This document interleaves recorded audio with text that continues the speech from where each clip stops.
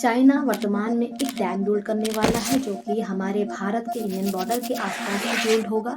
इसका cost 137 billion है और ये जो डैम बनने वाला है ये 300 बिलियन के आसपास यानी किलोवाट आवर के हिसाब से बनेगा, जो कि विश्व का सबसे बड़ा डैम होगा और प्लैनेट का भी सबसे बड़ा प्रोजेक्ट कहलाएगा।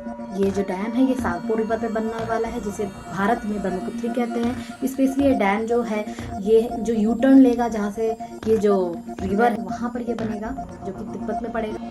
क्योंकि चाइना सबसे ज़्यादा कार्बन एमिटर है, तो चाइना का कहना है कि इस डैम के माध्यम से हम कार्बन एमिट कम करेंगे। जैसे कि उनका कहना है कि इस हाइड्रोलिक प्रोजेक्ट के माध्यम से, क्योंकि 300 बिलियन किलोवाट आवर के हिसाब से जो इलेक्ट्रिसिटी पैदा होगी, इससे उनके ही देश में नहीं यानी विदेश में भी इसका फायदा होगा और एक इंडस्ट्री डेवलपमेंट होगी और लोगों को रोजगार भी मिलेगा। बट इसमें क्या प्रॉब्लम है, देखिए चाइना कोई काम करे और अगल बगल वालों को परेशानी ना हो, ऐसा हो नहीं सकता।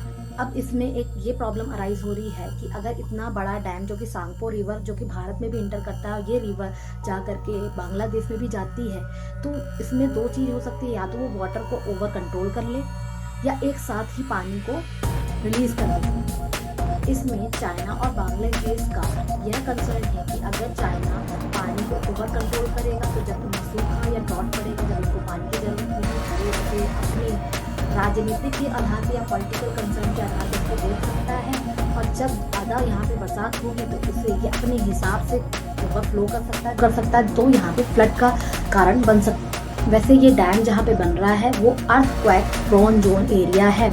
चाइना कह रहा है कि इसको बहुत अच्छे से बनाया जा रहा है और सारे इन्वायरमेंटल एस्पेक्ट को देख करके बनाया जा रहा है। बट स्टिल क्योंकि चाइना, इंडिया और बांग्लादेश, स्पेशली चाइना और इंडिया का रिलेशन कुछ खास नहीं है, भले ही वर्तमान में रिलेशन को अच्छा करने की कोशिश की गई है, बट स्टिल अगर ये इस एरिया पे बनेगा तो भारत को बहुत बड़ा नुकसान देखने को मिल सकता है।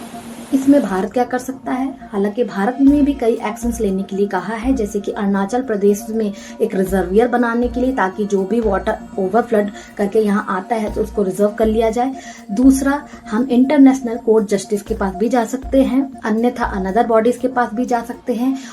और क्योंकि भारत अनक्लॉज का भी एक सिग्नेटरी रहा है, भले ही चाइना उसको फॉलो नहीं करता है बट भारत उसका सिग्नेटरी है, तो इस टाइप की जो भी प्रावधान है, जैसे कि आर्टिकल नंबर 5 की अनुसार अगर कोई भी रिवर किसी कंट्री से ऑरिजिनेट करती है और वो दूसरे कंट्री को भी पास आउट हो रही है तो आप उसको ओवर कंट्रोल नहीं करोगे। वही आर्टिकल नंबर 7 कहता है कि अगर आपने कोई डैम बनाया है या कोई भी प्रोजेक्ट बना रहे हैं वाटर से रिलेटेड, तो वो अगर किसी अन्यथा कंट्री पे इम्पैक्ट कर रहा है उसे देखते हुए ही बनाएंगे। हालांकि चाइना अनक्लॉज को फॉलो नहीं करता, सिर्फ उसके सिद्धांत को मानता है, सिग्नेटरीज नहीं है।